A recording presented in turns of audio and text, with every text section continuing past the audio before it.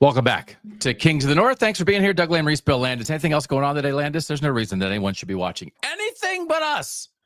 No, I don't think there's anything else happening. What could be happening?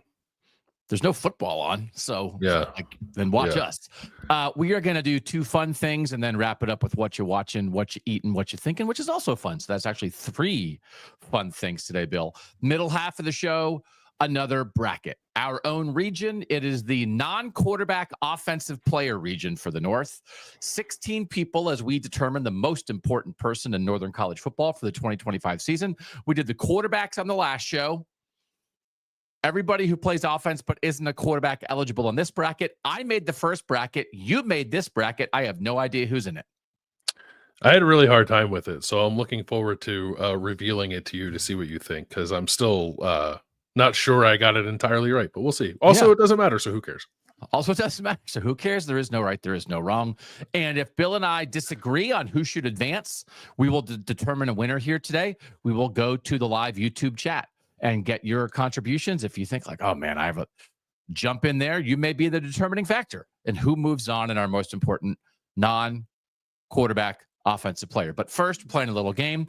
Sometimes, Bill, we try to do some information here. This is not really one of those days. This is more like a fun day. We're looking at all the head coaches of our 28 teams 5 years from now, March 2030. Will they be in their jobs? Will they be in their jobs? We'll look back briefly. Where were they 5 years ago? I think it's possible, Bill, that we could offend some people being like, what do you mean my coach isn't going to be here? And then we're going to be like, do you know where your coach was 5 years ago? He was nowhere near being your head coach. And then people will be like, oh, yeah, wait, 5 years is a long time. That's at least what happened for me in like kind of researching this. Yeah, I think people could be excited too by who maybe we'll replace their coach with if we decided their coach is going to be here in 5 years. Yeah, we're replacing your coach. And again, it is nothing against coaches. We're not out to get people. Are we out to? Well, maybe we are. Are we out to get people or no? I'm not out to get anybody per se, but I am seeking opportunities to improve situations. In a couple. Do you know how many of our 28 current head coaches were head coaches at their current schools 5 years ago? March 2020. How many were head coaches? 10. 1, 2, 3, 4, 5, 6, 7, 8, 9, 10, 11. Pretty good guess. So there's 17. So in the last, from March 2020 till now, 17 of 28 head coaches are different. So guess what? For 2030, I think we're going to be like in the 17 to 20 range of how many coaches are different. I don't think we're going to hit the air, Bill, of like, you know what? As much as we said, I also think we said, was that quarterbacks or coaches? What was the one that we said your school should be pretty happy at the moment? And we said 24 of 28. Coaches. Was that coaches or quarterbacks? Coaches. Yeah. So just because you're happy doesn't mean there's not going to be a change, which also is a very foreboding thing to say. Yeah. Do you want to do this much news off the top to give people information? A tiny little bit? We can touch on it. Tiny little bit of news. Byron Leftwich is on the Colorado staff. Former quarterback, longtime NFL assistant. I can remember a time when like Byron Leftwich, I think, was in the mix for like his name would be thrown out for NFL head coaching jobs. Very accomplished coach. This is just one of these, Bill, where we are seeing the growth of college football staffs to NFL size. And it used to be you only had 10 full-time assistants. Now you can have as many as you want. Only 10 can recruit, but you can bring in guys who have expertise, who can coach on the field and help your current players get better. And it feels like maybe bringing a guy like Byron Leftwich to help teach and usher in a freshman quarterback like Juju Lewis could be like a very good thing and exactly what teams can and should be doing when they can hire more people. Yeah, and it falls more in line too with what Deion Sanders is doing with NFL guys on his staff, right? He had Marshall Faulk, Warren Sapp. He had Phil Loadholt. Phil Loadholt has since left, but I love that he's doing that. I think it makes Colorado like more attractive, obviously, than it would be otherwise. And yeah, it's good brain power to have on hand. I think to try to. You're also trying to get Caden Salter better too, right? It's not like he can't improve the transfer from Liberty. So, but you have two pretty high ceiling quarterbacks there, one of whom is very young. And Byron Leftwich has been around the block. I think he knows what he's doing. So it's a cool addition. I don't know all exactly what he'll be doing there, but it's a good kind of guy with I don't know, experience and at coaching and at the position to have around for sure. Yeah. And then the other coaching addition we just want to note, Josh Gaddis is joining the staff at Syracuse. One of the more interesting coaching paths that we've seen in recent years. Made his name with James Franklin, first at Vanderbilt, then at Penn State, right? Passing game coordinator at Penn State, receivers coach, recruiting guy, on the up and up, right? Like was like, oh, this guy's he's going to be something. Went to Bama in 2018, then went to Michigan in 2019 and won the Broyles Award as the offensive coordinator at Michigan. And it was like, oh man, like this guy's off to the races. Went to Miami. It was like, oh, Miami stole him away from Michigan. Only lasted a year there. Then the last 2 years at Maryland, and like Mike Loxley took the play calling away from him last year. He's now going to Syracuse. I don't know what Josh Gaddis is going to wind up being, but I don't mind Syracuse adding like another guy with a whole bunch of experience to the building. Penn State, Bama, Michigan, Miami, Maryland, his last 5 stops. So like, I guess good for Syracuse, but also like weird pass for Josh Gaddis, right? Yeah, he was one of the maybe the hottest assistant in college football at the time. It kind of felt like when he left Penn State, probably that was when he was maybe at his hot. No, I guess at Michigan too. If he wins the Broyles Award, just hasn't worked since then. I don't know why. I saw some Syracuse fans like reacting to it, saying like, "This is great. If Jeff Nixon decides to go off to the NFL, like this can be his replacement." I don't know if I'm totally there with that idea, but it's not a bad thing to have again a guy with experience around, and maybe this can help Josh Gaddis like reshape whatever the viewpoint on him is currently, because I'd imagine it's clearly not as good as it was 4 or 5 years ago. I think this is like his 5th job in 8 years, which is maybe not where you want to be. Yeah. I think it turns out that Michigan offense that he won the Broyles Award for was like a whole lot of Harbaugh. So it's like, what are you going to do? But I also kind of thought that Jeff Nixon interviewed for some NFL coordinator job this offseason, like obviously did a really good job. Has been in the NFL, did a really good job as the offensive play caller, the coordinator at Syracuse last year. And like, when you do well, people are going to come looking for you.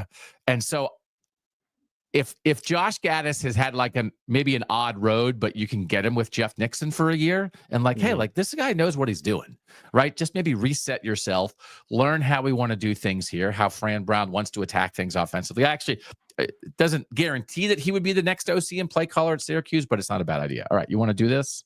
Yeah. This is going to be rapid fire. The 5-year coach test. The 5-year coach test. Will your coach be around in 5 years? Can I run through? So here, let me do this first. Let me just reset for everybody. Like who 1, 2, 3, 4, 5, 6, 7, 8, 9, 10, 11. Again, 11 guys who currently are head coaches were head coaches 5 years ago for their school.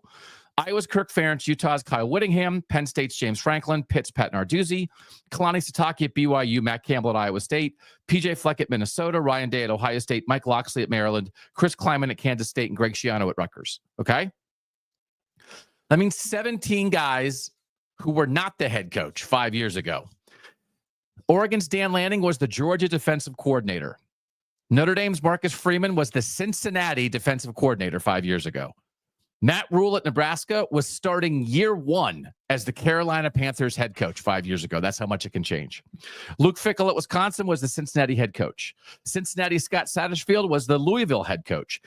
Colorado's Deion Sanders was still the offensive coordinator at Trinity Christian High School in Texas because he did not take the Jackson State job until September of 2020. So at this point, 5 years ago, he was a high school coordinator, and now he's the head coach of a Colorado team that tied for first in the Big 12 last year.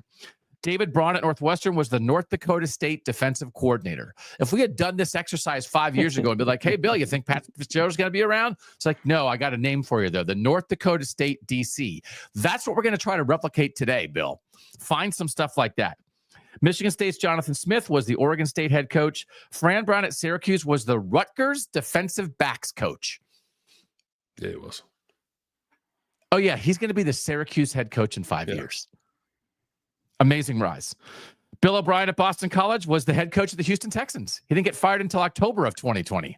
So it's like, hey, who do you think BC can get? I don't know. How about that guy who's made the playoffs in the NFL a bunch of times? That guy at Boston College. Washington's Jed Fish was the New England Patriots quarterbacks coach in 2020. It was the year before he got the Arizona job. Patriots quarterbacks coach, like after Tom Brady left. I don't even know who he was coaching. Was he coaching Jared Stidham? It's like that guy.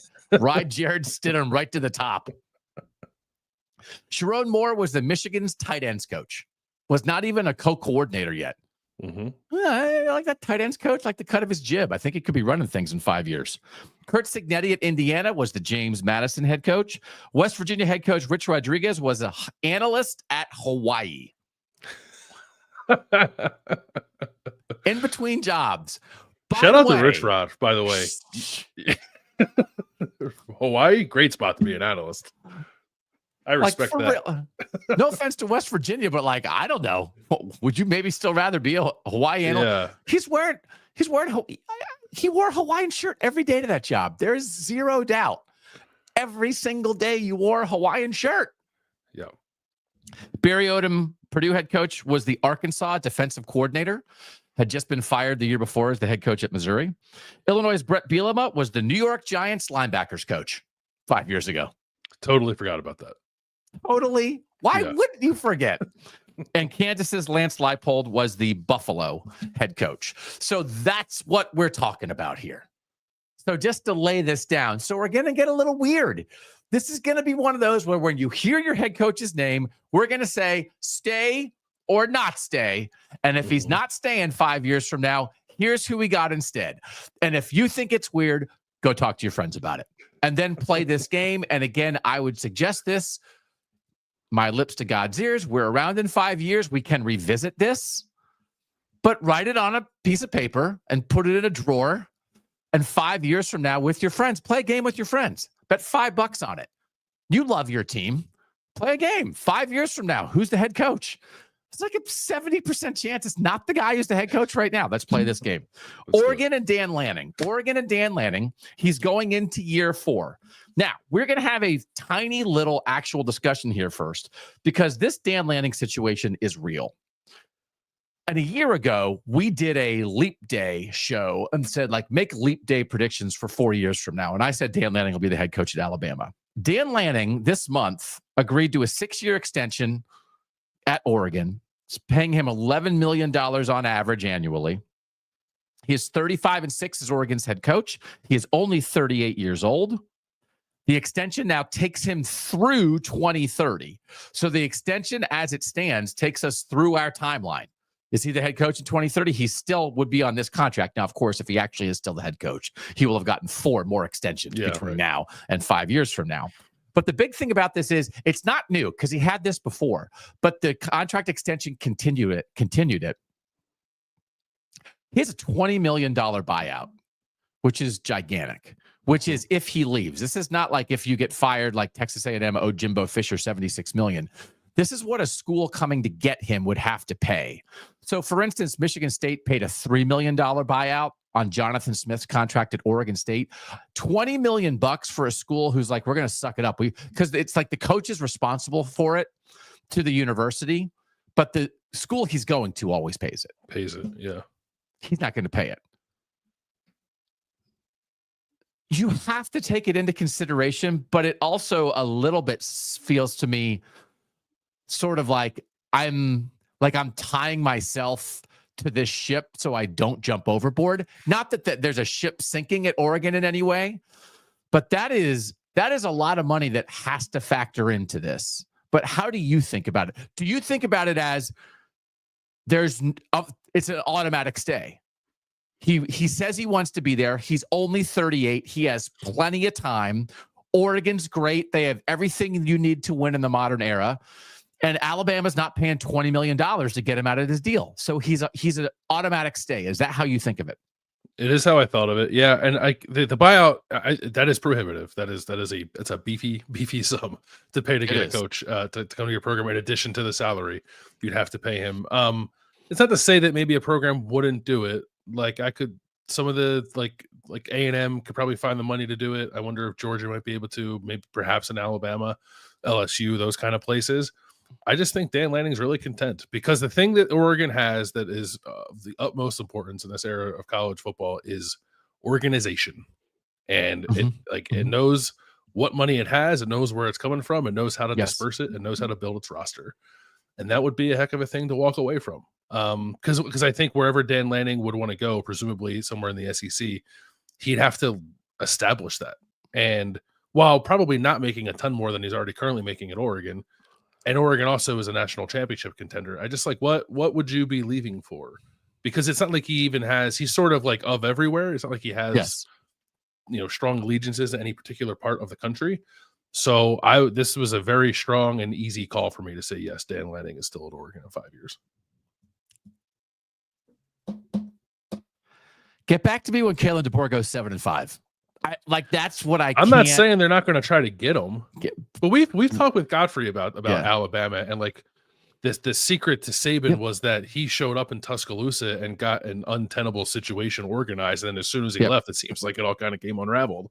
And maybe Dan Lanning could get it back into shape, but would he want to do that when he already has it? And this is what you don't know what's in somebody's heart, right? That for everything Oregon is, like, you can't go back in history. Like, Oregon can be everything Bama is right now and more. They can't have Alabama's tradition. And so if that is any kind of draw, if you look and you see a statue of Bear Bryant and a statue of Nick Saban and you think, man, imagine me there. Or maybe you just say, like, I want my statue to be in Eugene, Oregon. That could be great.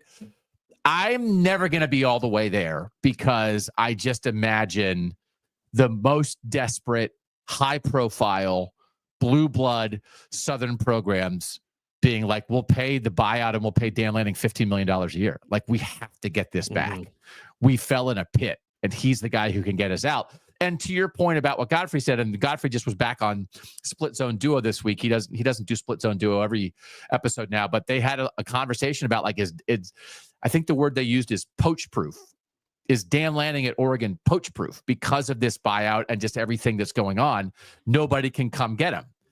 So I originally had him gone because I still have that belief that this is not going to work out at Alabama, and how desperate will they be? And to your point, if part of the thing is like everybody at Alabama currently is not aligned and Saban had them aligned, well, maybe Dan Lanning, who is learning alignment at Oregon, could be the guy to come back and get Alabama aligned, right? So, like, I'm always going to think that.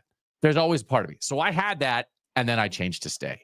So do you know? But go ahead. The one other piece of this is, I would imagine that there are already things in place for Oregon's NIL situation to sustain beyond Phil Knight. But Phil Knight's what, like 88 years old or something like that. If there's any part of Dan Lanning who thinks that if Phil Knight's not around, what does this all look like? I don't know. Do you want to know my crazy name when I had not a stay? Yes.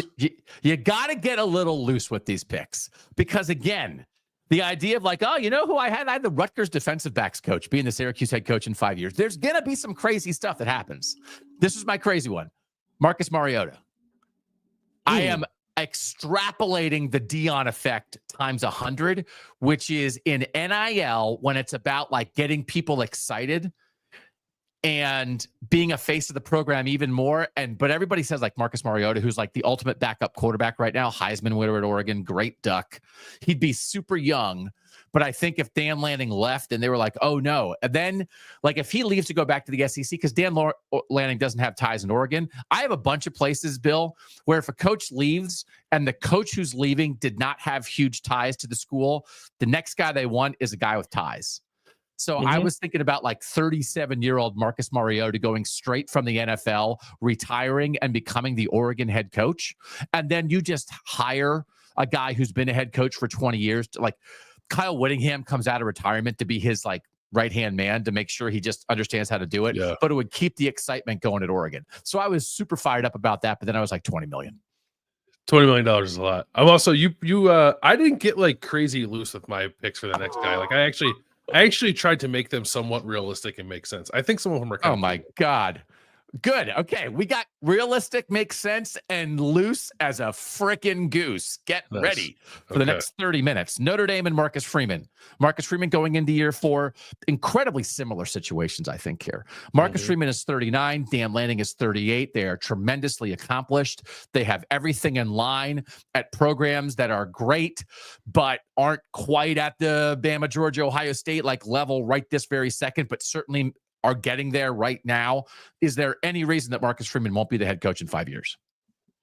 Only if Ryan Day's not the head coach at Ohio State, but okay. I think otherwise, no. I got some pieces moving around too. Like there's going to be some of these where it's like, okay, why is that guy leaving? And it's like, you're going to have to wait for another school to find out why that guy is not at his current school anymore. But we didn't do that. I gave it, and this affected it's like, why am I totally open to Dan Lanning leaving and Marcus Freeman, who like the NFL came sniffing around? I was like, he's young. He has plenty of time. Stay. Like, what's the difference? They're young. They haven't won a national championship at their school yet. They have every possibility to win a national championship. They're great at their job. All kinds of people are going to sniff around, but why are they in a hurry?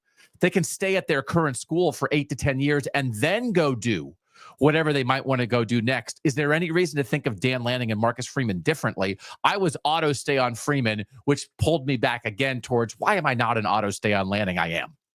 Yeah, I think they're pretty similar. And I would also like, for Lanning and Freeman both, because the NFL, I think, I guess Lanning has said that he doesn't have much interest in coaching in the NFL. Freeman hasn't coached in the NFL. I don't know that the NFL will take a guy who doesn't have any NFL experience and put him in a head coaching role. So I'm not. But he was like the Bears. He was linked to the Bears. The Bears, like there were reports of the Bears sniffing. The Bears. Yeah. Eddie George got a Bears interview too. Save that name. I got him there. Matt Rule at Nebraska. Going into year 3 with the Cornhuskers, will he be the head coach in 5 years? He's a yes for me. He's again similar to Freeman. He's a yes for me unless James Franklin's out at Penn State. Zach Taylor, Cincinnati Bengals head coach, the head coach at Nebraska in 5 years. After Matt Rule leaves and Zach Taylor, who played quarterback at Nebraska, they want their own guy. They maybe want a little it worked really well the last time they went out and got a former Nebraska quarterback. So good luck to him. But this guy, instead of coming from UCF, this guy's coming from the NFL where he had some solid success, but also he's not gonna be the head coach of the Bengals in 5 years. Like they're not gonna they just re-signed the Bengals in 5 months. I know. Like Jamar Chase and T. Higgins just got like $400 billion to stay. And if Zach Taylor doesn't go 13-4, out. So I have Zach Taylor as the Nebraska head coach in 5 years. Do you think you like that name? Yeah, it's a good name. Yeah. Good name. Wisconsin and Luke Fickell. Luke Fickell entering year 3 at Wisconsin. Will he be the head coach in 2030? No. I would know.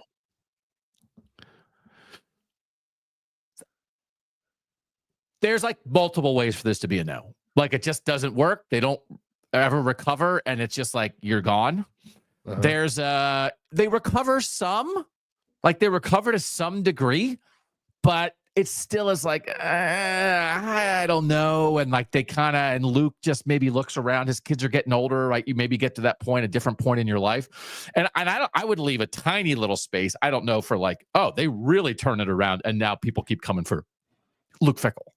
And now he could even get a better job than Wisconsin. But I'm also a no. So who do you have at Wisconsin in 5 years? Jim Leonard. Oh, you're so good. See, you're playing that game. You're playing the go back and get your guy game. Yeah. The guy a lot of people wanted the first time around, who's just floating around. He's with the Denver Broncos, DC, right? Is he the DC for the Broncos? I think he's like the passing game defensive coordinator for the Broncos. Hovering. Good name. Just good name. Yeah. Would bring back some of what is his role? Defensive pass game coordinator and assistant head coach for the Broncos. Hovering. I have Bob Chesney from James Madison looking for had been at Holy Cross, looking for like some of these guys on the jump up, right? Yeah. So like because looking at like the guys, our 17 guys who weren't the head coaches 5 years ago, like 5 of the 17 who are now were head coaches in college somewhere else. So this is like a Lance Leipold kind of move, right? You've got a Kurt Cignetti kind of move. I mean, it's the exact Kurt Cignetti move. So like you've got to look for some of those. And then again, like maybe if they thought they were a little too Midwest oriented, we wanted Luke Fickell and Bob Chesney's just like a winner.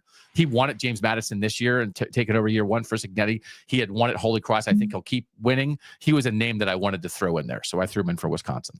Yeah, I like the name. He's a Pennsylvania, like East Coast kind of guy. Just like he would make sense for a couple other places. Right.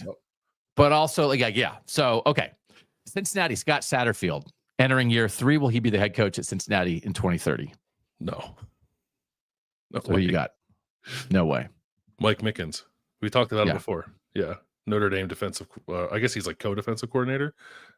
For former Cincinnati Bearcat, and was on staff there under Luke Fickell. I think like that's a no-brainer. That's one that's like actually like if I had to place a bet on like any of these actually happening, I think that's the one. That's the one I would bet on. That's a really good one. You know who I have? One of the Kelsey brothers. Luke Fickell. Oh, I have Luke Fickell in a different job. So like all this coming home, like right, Scott Frost back to UCF, Rich Rodriguez back to West Virginia, Greg Schiano back I plan to like you can come home again game, right? Isn't the you can come home again game? It's become made so real that it's easy to play. So I played it with Luke Fickell. Sure, it makes sense. I put Fickell in a different spot, but I like it.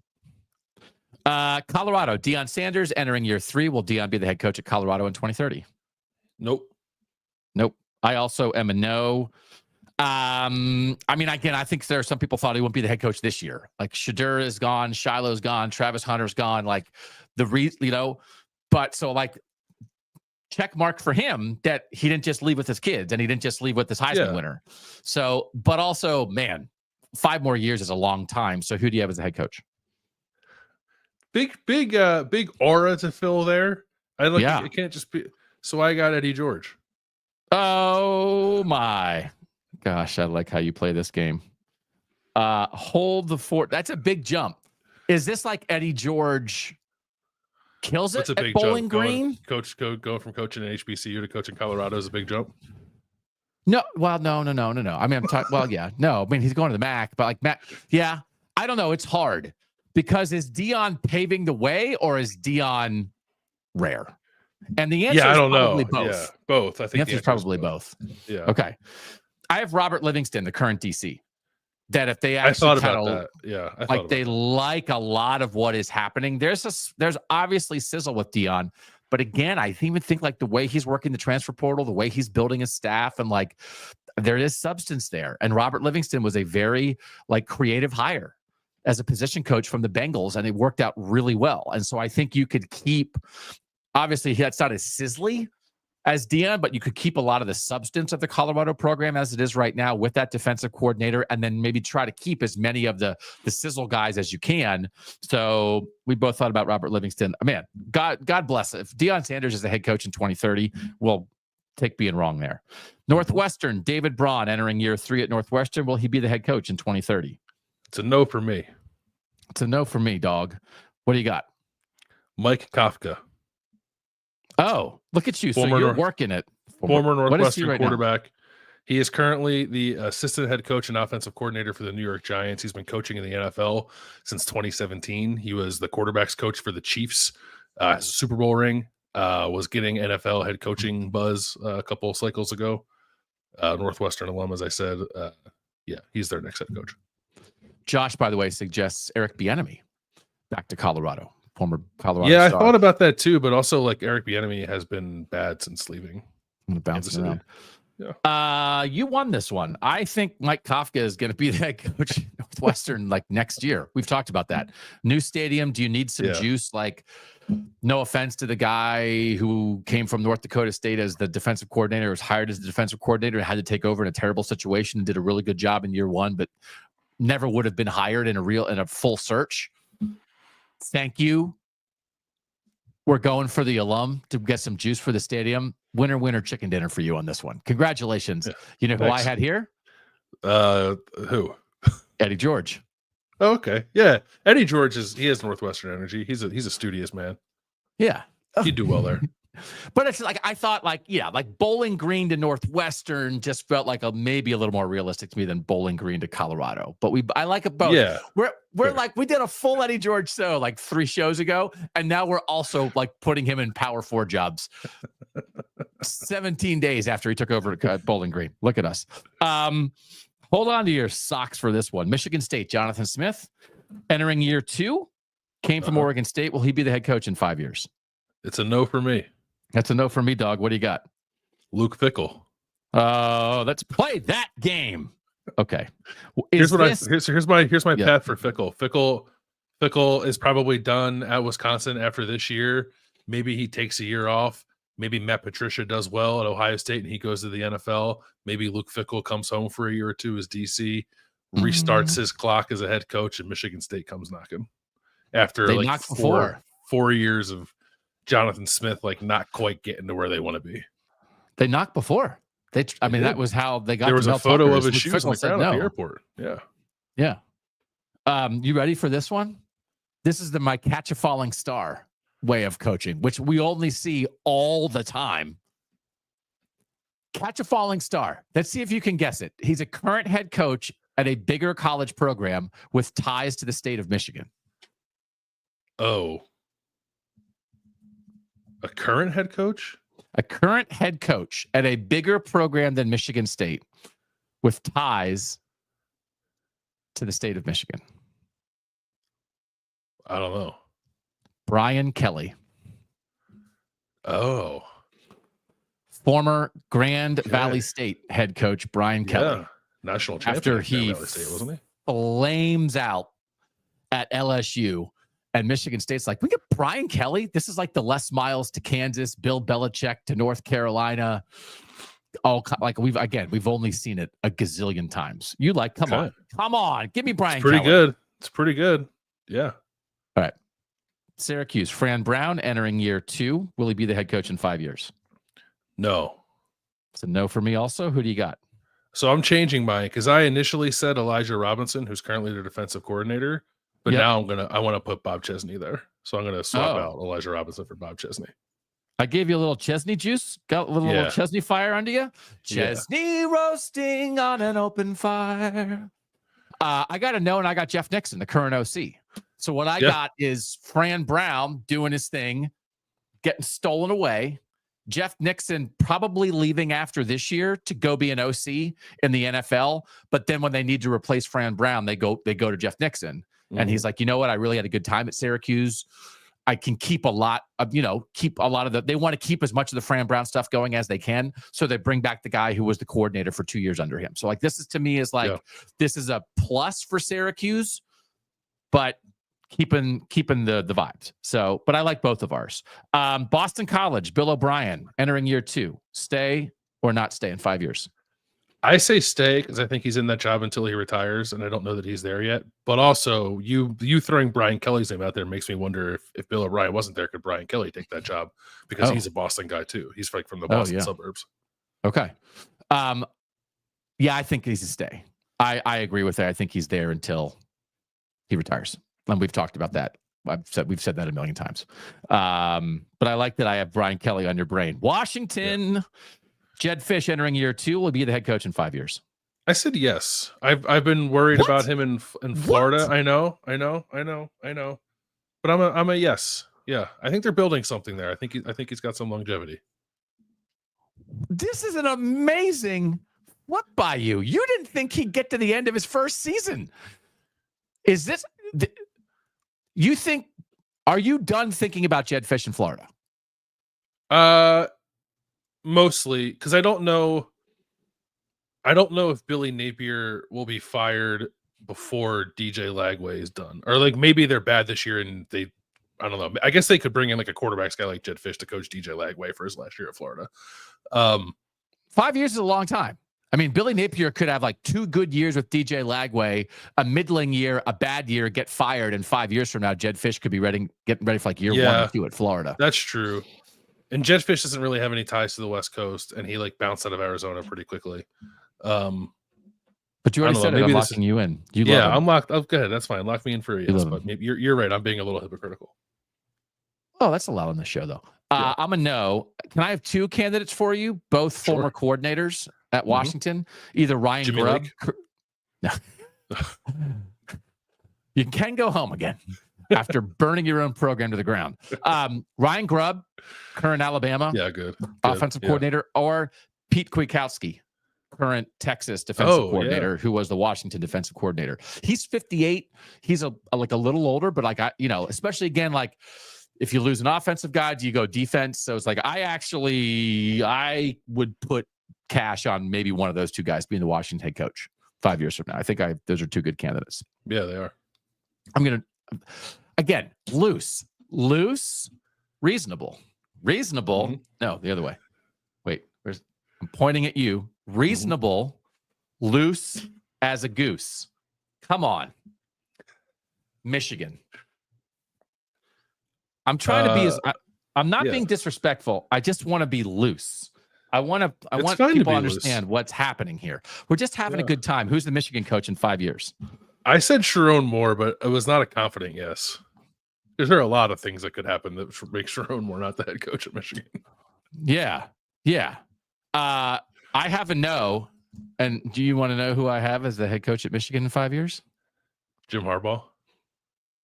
James Joseph Harbaugh will be 66 years old. The 4-year show cause will have expired, and you can come home again. And he is a guy who has not kept jobs like for a decade. Now, he doesn't leave after a year, right? But it was the thing you heard when he was with the 49ers, that he just has a shelf life a little bit. Mm-hmm. So he was at San Diego, but also it's because he's good. So it's like, oh, you have a shelf life because like you win and then like other people want you. So he was at San Diego for 3 years. He was at Stanford for 4 years. He was with the 49ers for 4 years. Now, Michigan, I think he changed a lot of people's minds about that because he was at Michigan for a long time. So he gave a good 9 years at Michigan. So like, that's like, oh, like the Jim Harbaugh 9 years. But like, do I think he'll be the coach of the Chargers 5 years from now? No, I don't. So then what? And I don't even know that he doesn't succeed, but it just like runs its course. And if Michigan is good but not great, and I don't think I like the Sharon Moore hire, I don't think Sharon Moore is going to like fail. But also maybe it's just not quite. And if Jim Harbaugh's sitting there and the show cause is over, like, does this feel crazy, or does this feel like crazy like a goose? I guess it depends on what happens with the NCAA stuff. Yeah, I mean, if he gets more, right? How big that? Well, no, not if he gets more, but like if it's actually crippling to the Michigan program and it was his fault, do you bring him back? I don't know. Also, by the way, this probably requires that more Ward Manuel is not the AD anymore. But it's also like you got a bunch of donors. Like, oh, the donors, like Harbaugh's available and Michigan's kind of and the donors are like, everybody out, Jim is back. That feels real to me. Okay, feels like a real way to maybe send your program in the wrong direction, but sure. Oh, come on. National champion Jim Harbaugh. Indiana, Kurt Cignetti, entering year 2. Will he be the head coach in 5 years? Yes. I agree. I think they have a lot of stuff lined up, and it's like, I don't know, like, is USC going to hire Kurt Cignetti? Like what, like where unless he wants to go home, he could want to go home. Oh God, you got a Pitt. Well, there's two homes. There's two homes, I guess. West Virginia or Pitt. Because he played at West Virginia, but he's from Pittsburgh. Mm-hmm. Oh my God. Rich Rodriguez. They're not better jobs. I don't think either one of them is a better job than Indiana. No, but they're pretty equal. If it's the last itch you want to scratch, that I want to go home and either put my alma mater right or go back to the place that raised me. Yeah. West Virginia, Rich Rodriguez, stay or not stay? Not stay. I'm a no. I'm a stay. I think this is going to work, but who do you have instead? Andy Kotelnicki. Okay. Who was like maybe in the mix this time. Who I wonder, like, if he would have been the head coach at head coach of West Virginia right now if Penn State didn't make the playoff. Yeah. No, I agree with that. He was on my list of guys. I have a list of like 1, 2, 3, 4, 5, 6, 7 guys. 7 guys that are like, I kind of would have liked to find them a northern job with one of our 2018s, and I didn't quite find the match, but he was on that list. So, and when he gets his head first coaching job, I would like it to be with one of our 28 teams. Andy Kotelnicki is a good call at West Virginia. Purdue, Barry Odom entering year 1. Still the head coach in 5 years. Nope. Who you got? Jamarcus Shepard, who I threw out there when we were talking about this job when it was open for real. Jamarcus Shepard was an assistant of Jeff Brahms at Purdue. I think he's from Indiana. He recruited Rondell Moore to Purdue, and he's currently like passing game coordinator and receivers coach at Alabama. Was at Washington with Kalen DeBoer as well, and got all those guys who were playing really well in the national season where they went to the national championship 2 years ago. I just think he's a good coach and a good recruiter, and will bring some good energy there. And also offensive side of the ball, which I think Purdue still needs. Yep. I have Tyson Helton, the Western Kentucky head coach, who's been there for 6 years, offensive side of the ball. Enough Midwestern stuff that I think he would make sense. And if this doesn't work, defense with Ryan Walters, defense with Barry Odom. If this doesn't work, they're going to want to Brom it up as much as they can and get back to that Jeff Brom type era. Yeah. So they're going with an offensive guy for sure. If Odom doesn't work out in the next 5 years. All right. That I started with everybody. We started with the coaches who were entering year 4, and now we're down to the coaches who are entering year 1. Now we're going to do the coaches entering year 5, and then we're going to do all the veteran guys. Okay. So the next one up is year 5, Brett Bielema. Will he be the head coach in 2030? No. Who you got? Nathan Shieldhouse. Oh, it's too good. Explain. Former Illinois quarterback who's like getting the what's the guy's name from the Rams? Everybody likes Sean McVay. He's getting the McVay rub right now, coaching for the Rams who stole him from Iowa State. And I just think he's a young coach on the rise who's a former Illinois quarterback who will want to come home and get his first head coaching job with his alma mater. I went with a similar offensive pedigree. I went with Alex Golish, who is currently the head coach at South Florida. From Ohio, a lot of Midwest roots. Was the Tennessee OC, which got him the South Florida job, but I was trying to get Alex Golish to the Big Ten because when he jumps from South Florida, I want him to jump to the Big Ten. So you like that name? I do like that name. Yeah. I like Golish back in the Midwest. Yes, I think Golish could be a good name for Cincinnati too if that job opens. Should we have a conversation about why you don't have Brett Bielema as the Illinois head coach, or should we save that conversation? Let's save it. Let's save it. Kansas and Lance Leipold entering year 5. Is he still around in 5 years? I said yes. This was the one that I was most on the fence about, just being unsure if he'd want to coach that long. But I think he probably will. I think he's in a good spot. They're good for each other, I think. So I said yes. His ties are to Nebraska and Wisconsin.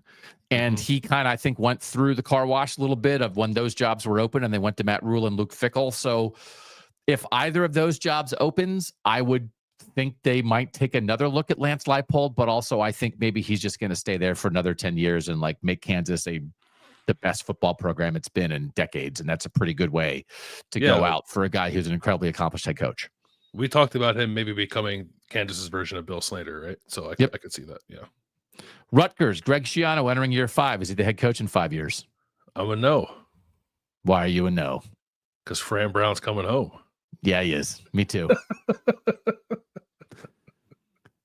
They've had some AD issues at Rutgers. And president issues. Yeah, they've had a lot of issues there. What I actually have here is a realization of Greg Schiano. He loves Rutgers, and maybe he's not ready exactly to be done, but he realizes the next step for Rutgers is to hand it off to somebody like Fran Brown, who loves New Jersey as much as Greg Schiano does, and Greg Schiano becomes the AD. Oh, I like that. And creates the pathway for them to go get Fran Brown. And this, like, do you want to talk about how Rutgers becomes like a real Big Ten team, like takes the step they've never taken? This is how. Yeah. I like Greg Schiano's the Barry Alvarez of Rutgers. Yes. Yeah. Pretty great. I like that we think the same. Iowa, Kirk Ferentz, year 27. Will he be the head coach in 5 years? He will not. Because who's the head coach? Bert's coming home. Of course he is. I also have that. Now, Beth Getz, who just fired Fran McCaffrey and is undertaking a search for the new Iowa basketball coach, who's the AD who like ended the Brian Ferentz shenanigans when they wouldn't end it before. I like how she runs a department. I do not know what she's going to do. I think she might do something more interesting, forward-thinking, and creative than hiring a guy who played at Iowa and has a Herky the Hawkeye tattoo on his leg. I guess it's not Herky. I think it's just the actual Hawkeye. But also maybe sometimes the obvious thing is staring you in the face. And Brett Bielema coming truly home to Iowa just might be staring everybody in the face when this happens in 3 years or whatever it is. Yeah, I think so. And like Brett Bielema is demonstrating an ability to build a pretty competitive roster at a place that I think has similar means to Iowa, right? Like, because you're not going to go find a new coach and suddenly Iowa is going to become like an NIL juggernaut, right? It kind of is what it is. And you have to have somebody who knows how to operate within those confines. And I think Brett Bielema is learning how to do that right now in Illinois. Okay. Utah, Kyle Whittingham entering year 21. He's kind of on the clock, and they've announced Morgan Scalley as the coach in waiting, the current defensive coordinator who's loyal Ute and has been there forever. Who's the head coach in 5 years? I got a swerve here. So I don't think it's Whittingham, and I don't think it's going to be Morgan Scalley. I think it's going to be their current offensive coordinator, Jason Beck. Okay. Who they're gonna get enamored by during his time there. Is this swerving because they like renege on the Morgan Scalley thing, or because they go to Morgan Scalley and it doesn't work and then Jason Beck takes over? The latter. I think that because they go to Morgan Scalley, it doesn't work because thinking that Morgan Scalley can just be the best version of Kyle Whittingham is a little bit foolhardy, and Jason Beck is not a Whittingham guy, but maybe he does a good enough job as the OC while the rest of the program is not in great shape, and they elevate him to be head coach. I'm not trying to create a controversy at Utah, but if you're Morgan Scalley, do you definitely keep Jason Beck as your OC, or do you see him as like, oh, everybody loves it? I don't even know about that. I don't know. So former BYU quarterback, Jason Beck, by the way. I have Tim Polasek, the current North Dakota State head coach, that like North Dakota State head coaches just go on to things because they are a winning program. They know how to win there. He's new, but he just had another really good year. So like I was trying to find him a job. Utah might be a little bit of a stretch, but and this is good luck to Morgan Scalley. You hope it works out. Great. That he's the head coach in 5 years.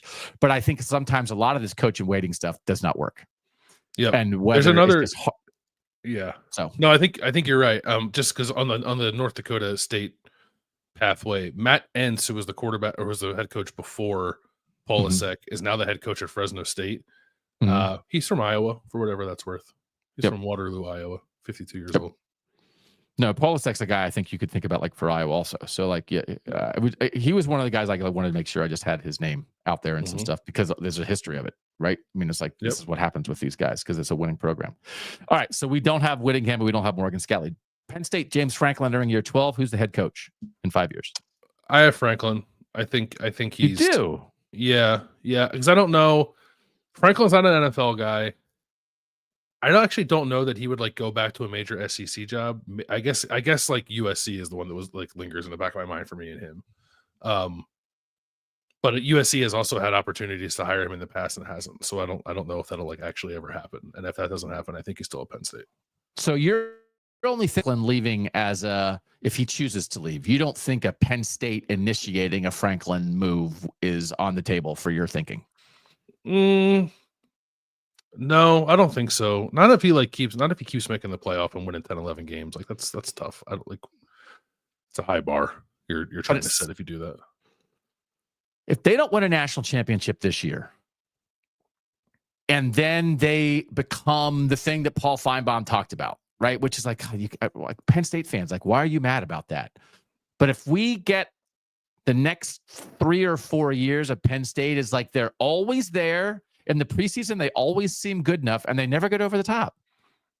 I could see it. I have Matt Rule.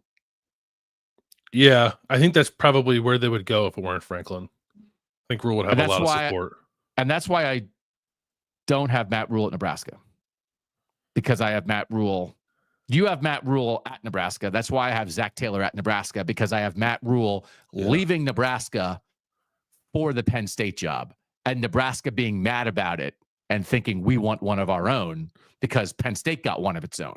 So this is easy to do. This is the inclination with things like this to look for alums, and not every school hires an alum, but it's also not a bad way to think. No, it's not a bad way to think. It's logical. Yeah, I think I don't know. I think that's who it would be if that job opened. Yeah. So okay. Pitt, Pat Narduzzi entering year 11. Is he the head coach in 5 years? I said no. Who you got? I got Mike Shanahan, Indiana's offensive coordinator, former Pitt tight end. Oh, former Pitt tight end. Look at you. Were you just Googling former Pitt tight ends to try to find the Narduzzi's No, I replacement? knew Shanahan. Everyone, all three of the guys at the Indiana Brain Trust are Pittsburgh guys. Okay. Well, the last year, Kurt Cignetti is still there. Tito Sinceri went to UCLA, and Mike Shanahan's still the OC at Indiana.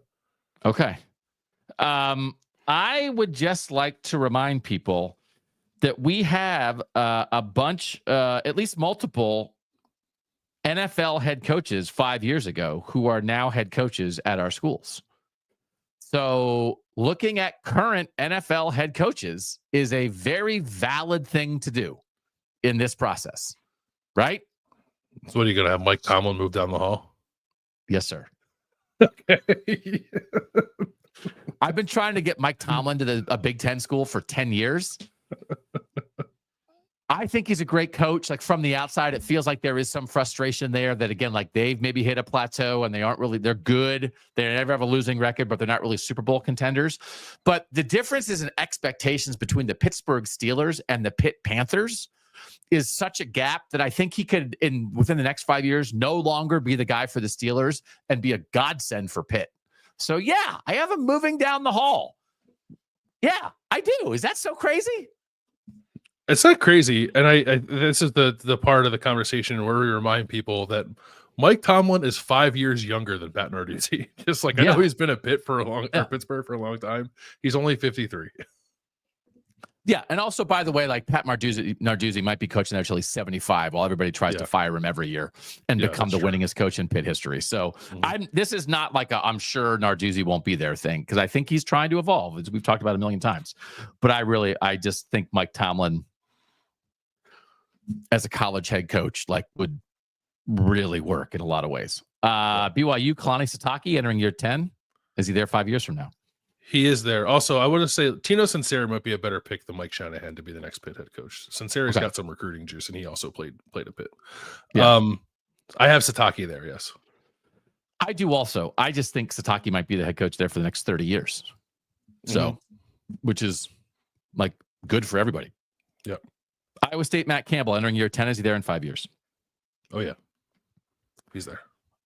I have that also. And I think the time of like everybody trying to get Matt Campbell to another job, I'm not saying it's over, but I'm not so sure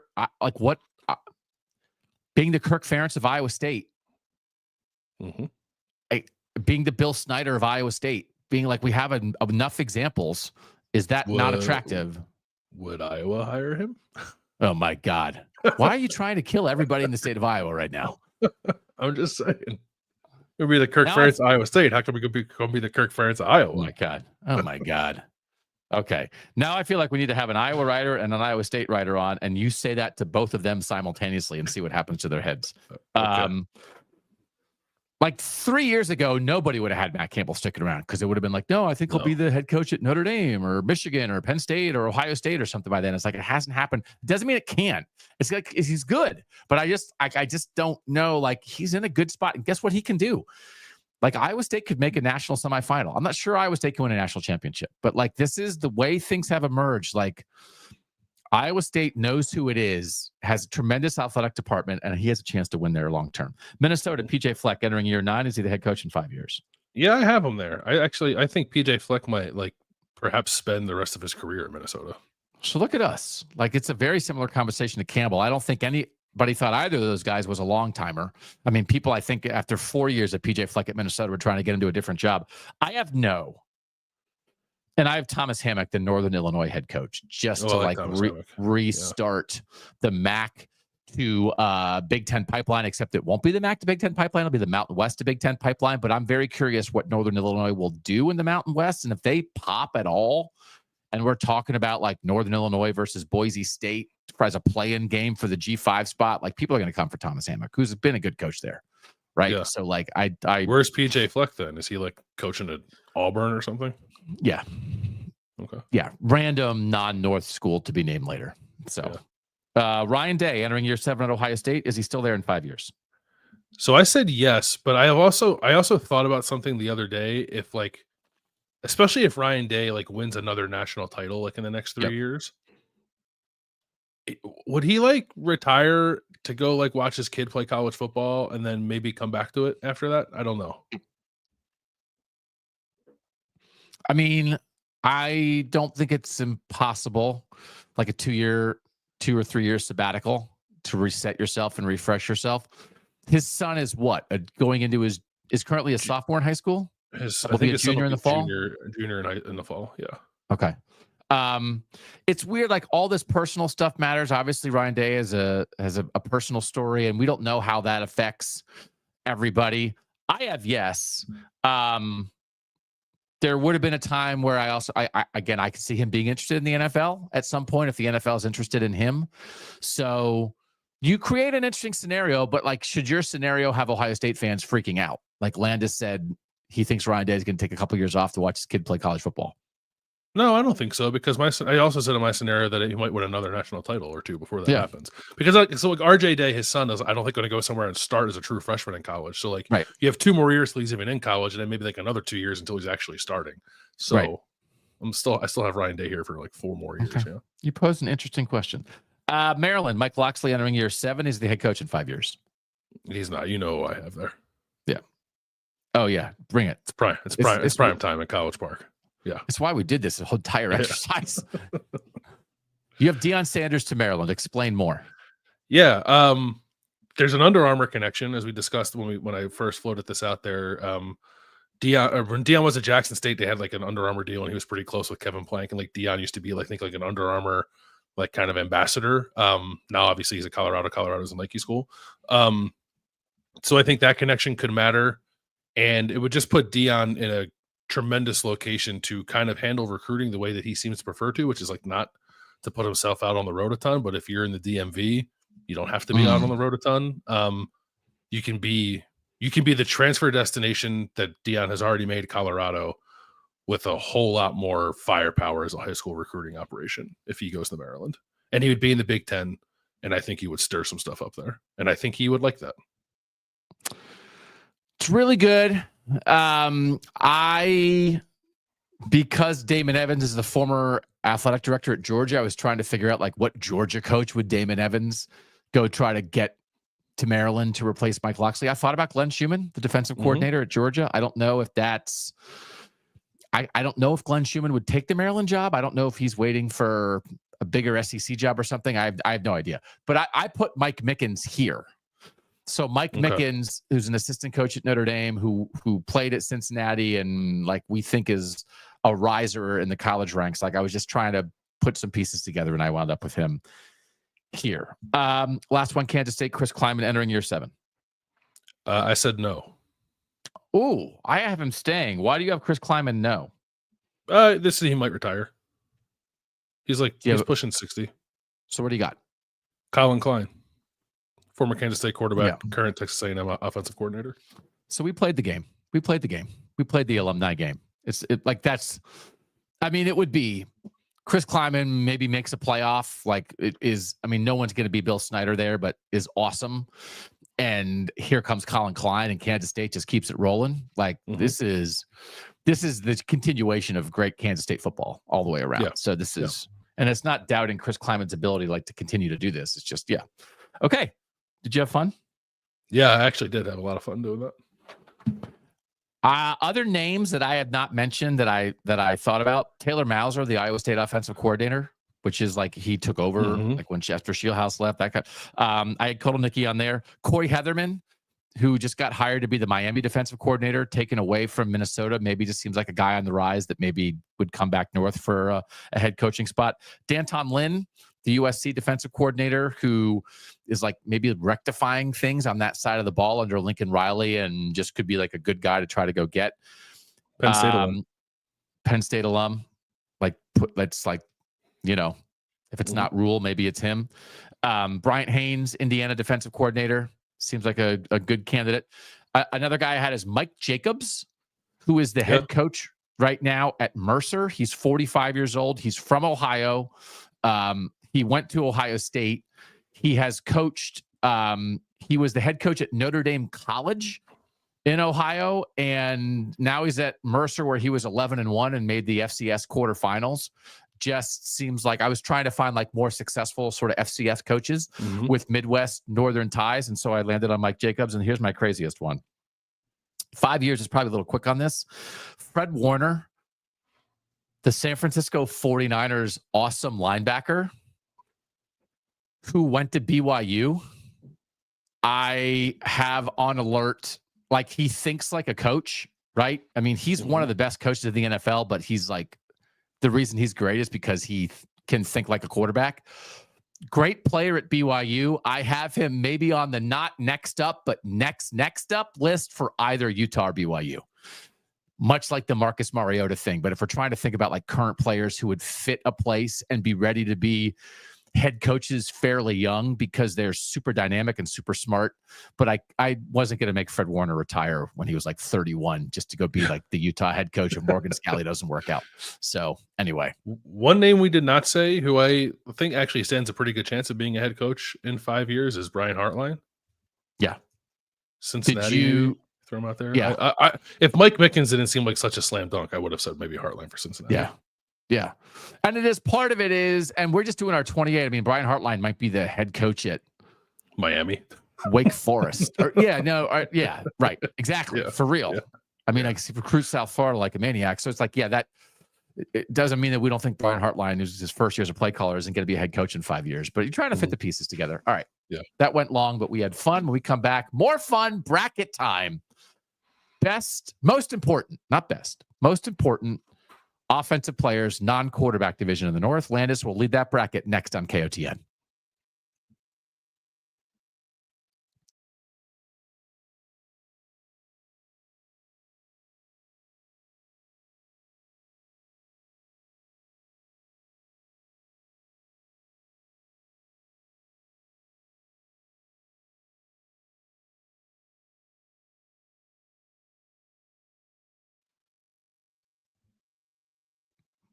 Doug Lesmerises, Bill Landis, 4 regions, most important person in Northern College football for 2025. We already did quarterbacks. We have coaches, both head coaches and assistants, and defensive players to come next week. But today, offensive players, non-quarterback division. Bill Landis, you made the bracket. Tell us what you got. You want me to just run through all 16 seeds first? Do it that way? Yeah, let's do that. All right. So I had a real hard time figuring out where to seed Jeremiah Smith and Jeremiah Love, who I think are unquestionably the 2 best skill players coming back. But I also thought that in the end, not only are they extremely talented, they are also incredibly important to their teams and their success, that I still kept them as the 1 and 2 seeds. So they are the top 2 seeds. Jeremiah Smith is the 1 seed. I'll go by matchup. So Jeremiah Smith is the 1 seed in a matchup against the 16th seed, who is DT Sheffield. He's a transfer receiver at Rutgers from North Texas. The 8-9 matchup is number 8, Jonah Coleman, the running back from Washington, and number 9, Darius Taylor, the running back from Minnesota. The 4-13 is Dane Key, transfer receiver at Nebraska from Kentucky, up against Malachi Fields, transfer receiver to Notre Dame from Virginia. The 5-12, the 5 seed is Devontae Ross, another transfer receiver to Penn State from Troy. The 12 is Jordan Marshall, second-year running back at Michigan. Okay. Other side of the bracket. 2 seed Jeremiah Love, running back from Notre Dame. The 15 seed is Omarion Miller, wide receiver at Colorado. The 7 seed is Nick Singleton, running back at Penn State, against the 10 seed Dylan Edwards, running back from Kansas State. Oh. Yeah. The 3 seed is Isaiah World, offensive tackle transfer to Oregon from Nevada, up against Chase Sewell, wide receiver transfer to Iowa State from East Carolina. And the 6 seed is Ethan Onyanwa, offensive tackle transfer to Ohio State from Rice, up against Jaheim White, running back for West Virginia. Ooh, wow. Decent number of transfers in there, right? Because when you're thinking about when you were thinking about most important, it's your new and how big will your impact be? Yeah, and like some guys stepping in to fill in like some major production that was lost, or like showing up with the expectation that they're going to elevate the offense for a quarterback who really needs it in a couple of instances too. So yeah, there were a lot of like I had a list of I don't know, 40 something players to choose from. And I would say probably 15 or 20 of them were transfers. For real? Yeah. Interesting. Which I think is the right way to think about it, because it is like who you're replacing. Will you allow your program to maintain its level of excellence at a position, or can you elevate a position that had been lacking? Is like how this works. So let's do the matchups. 116. Yeah. Jeremiah Smith against DT Sheffield. Like I included DT Sheffield because I think the Rutgers offense will be changing some with Kyle Monungai leaving, be more of a passing centric offense with Ethan Kaliakmanis a quarterback. Sheffield was a pretty good receiver at North Texas. He was like a fairly highly rated transfer receiver. More of a slot guy, I think, than he is an outside guy, but he was also one of the best guys in the country in yards after catch last season at North Texas. I think he stands like a very good chance, I think, of elevating Rutgers offense to something it hasn't been, I don't know, since like the first time Greg Schiano was there.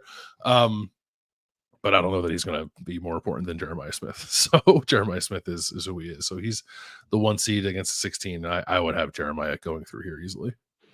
Yeah, I feel like I've not been burned, but there have been other guys who have come through at Rutgers that I was like, oh, that guy I think is good. And then I was wrong. It's like, oh, maybe that guy. I mean, last year Rutgers had 2 guys with at least 600 yards receiving. I get the case here, but I guess I'll go Jeremiah Smith. Sheffield had almost 600 yards after the catch last year, and Rutgers leader in yards after the catch last year had 221. Oh, so you really think potential game changer in making stuff happen? Because which will really help Ethan Kaliakmanis. I like the idea of like an evolving Rutgers. I like that. Yeah. Okay. JJ wins, but I appreciate the it's a strong 16 seed. I get it. I think the 8-9's tough. All right. Jonah Coleman. Darius Taylor. Okay. Yeah. Both like I guess maybe the thing that's working in Darius Taylor's favor is that I think he's very much the engine of Minnesota's offense, and perhaps even more so this year because they brought in AJ Turner as a transfer running back, which might mean that Darius Taylor takes on even more of a role as a receiver in addition to being a running back. And Jonah Coleman's great, but he's in an offense with Denzel Boston too, and Damon Williams. So we discussed in the quarterback bracket. Like Darius Taylor, I think maybe might have to make the offense at Minnesota go a little more than Jonah Coleman does at Washington. But then part of it for me is if he makes it go, how far can it go?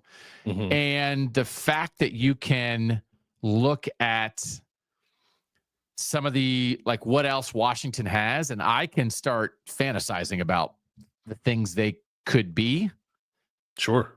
Makes me maybe lean Taylor. By the way, I don't know if Darius Taylor last year, 41st in the nation in rushing yards per game, 82. Jonah Coleman, 43rd in rushing yards per game with 81. So like basically very similar stats last year. Very like similar players, similar situations. My inclination a little bit is I think Washington might be more of a factor in what's really going to matter in Northern football this season, which therefore might make Jonah Coleman more impactful and more important. Yeah, I think that's probably right. But I also wanted to test you a little because you like Minnesota. You think Minnesota might make a little more noise than some other folks think. But yes. Yeah, I think the team ceiling is probably a little higher for Washington. So that like if Jonah Coleman is the excellent running back that he was last year, that will be a little more meaningful and important. Yeah. I think I'll go Coleman because of that. Yeah, I'd go Coleman. I actually think like Taylor's maybe a slightly better player, but that Coleman could be more important to like the Northern story. Yeah, I love what Minnesota's doing. I love Darius Taylor. Love it all. Great 8-9 matchup, but we'll advance Coleman. All right. Okay. 413. Another 413. Yeah, another transfer receiver, Dane Key from Kentucky. He was the number 10 transfer receiver in 24/7 Sports composite ratings. He like needs to be a number 1 receiver for Nebraska this year, and for Dylan Raiola, big guy. But you could say the same thing about Malachi Fields, another big receiver from Virginia, who's like a great contested catch guy, one of the best contested catch guys in college football last year, coming to be perhaps the number 1 passing option in that offense or whoever Notre Dame's quarterback is. This is another one where I feel burned a little bit. Who was the guy last year for Notre Dame from Florida International that everybody was fired up about at receiver? Chris Mitchell. And then like it kind of didn't really happen. And it turned out that like their own in-house guys were the guys who were making plays in the playoffs. So then I don't know that there's anything to dispute about how important Key is to Nebraska because of what happened before. I'm a little like, I don't know. I just maybe think Jaden Greathouse is going to be the guy that is the best receiver for Notre Dame. Yeah, and also whoever the best receiver for Notre Dame is, like he's not going to be the most important part of Notre Dame's offense because they're going to run the football. So like that, that's for me that's an easy pick for Key because I think like Dylan Raiola needs to take a step, but he needs people to throw the ball to. So like it has to be Dane Key stepping up. Yeah, I'll buy that. All right, Key it is then. Advancing. Okay. All right, the 5'12", another transfer receiver, Devontae Ross from Troy. Going to Penn State this year. Penn State's trying to do it again with transfer receivers. And I thought Jordan Marshall was an interesting 12, the running back from Michigan, second-year running back. I guess the thing that's complicating with Jordan Marshall is that Michigan also added Justice Haynes from Alabama, who was the number one transfer running back. I just kind of think Marshall's better than Haynes. So I put him there. Marshall was really good in the bowl game against Alabama, had 100 yards in that game, including 80 after contact. He had 12 missed tackles for us. Like it was his time to shine, and like he took the opportunity. And he didn't get to play much last year because he was hurt. He only played in 3 games. So I don't think we got to see the full Jordan Marshall experience. Otherwise, I think he would have been a fairly large part of their offense anyway, because I didn't like Donovan Edwards just wasn't very good last year. And Kalel Mullings is a good back, but there was opportunity there for somebody else to step up, but Marshall wasn't able to.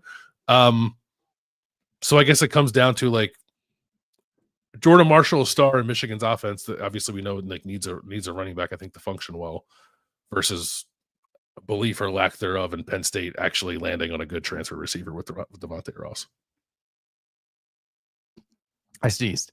My inclination here is Marshall, because the idea that everybody's fired, not everybody, it's like, but Justice Haynes was a big guy in the portal, but actually what happens is that he's the 2 behind Jordan Marshall, and Jordan Marshall is the guy rushing for 1,400 yards for Michigan as the heartbeat of that offense.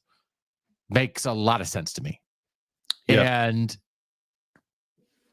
Penn State's been trying to hit on a transfer receiver for a while, and I certainly am making the Tez Johnson transfer receiver from Troy to a Big Ten program comparison with Ross as much as anybody. That if Tez Johnson could go from Troy to Oregon and be great, why can't Devontae Ross go from Troy to Penn State and be great?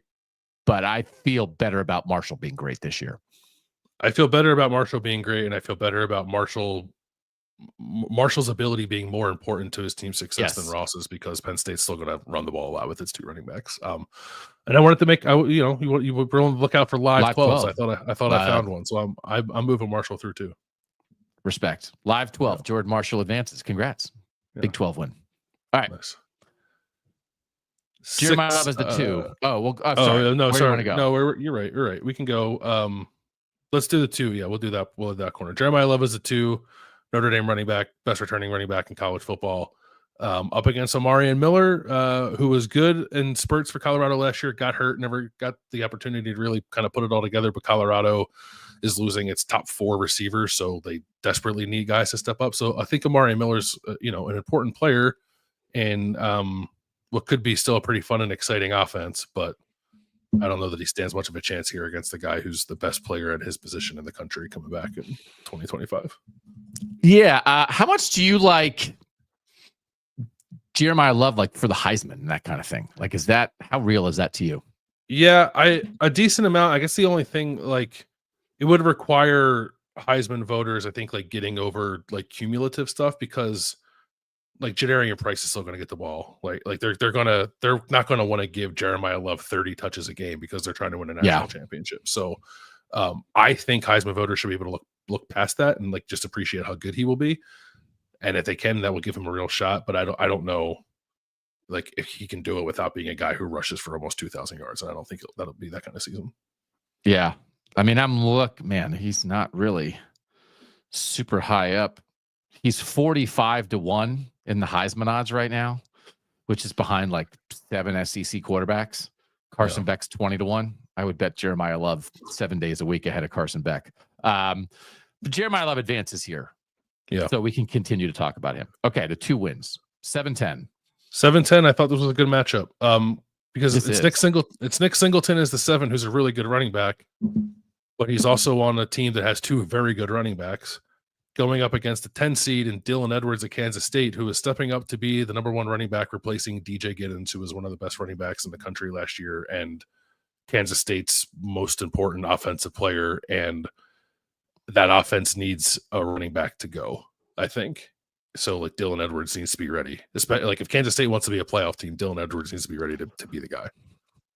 Dylan Edwards only had 74 carries last year, 546 rushing yards, 7.4 yard average, 18 carries for 196 and 2 touchdowns against Rutgers in the bowl game.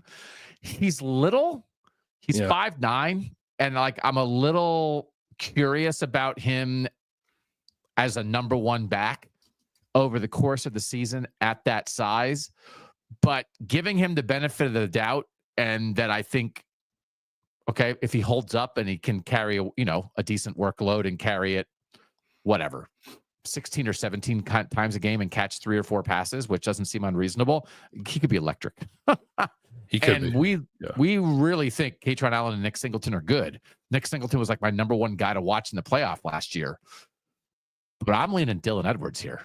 Yeah, Dylan Edwards is 5'9", 167, according to Kansas State's official website. DJ Giddens at the combine was 6 foot 212. So it's gonna look different physical profiles. Yeah, I don't know that he's not gonna carry it 20 times a game, but he might touch the ball between 15 and 20 times a game. Yeah. And if that's the case, I think, like, to your point, I think electric's a good word. And I just like Nick Singleton's great, but I also would say that in the playoff, Katron Allen was Penn State's better running back. Agree. So I would put Edwards through here too. All right, we're advanced Edwards and the 10 seed wins. All right. We haven't disagreed yet. Let's go to the 3-14 matchup.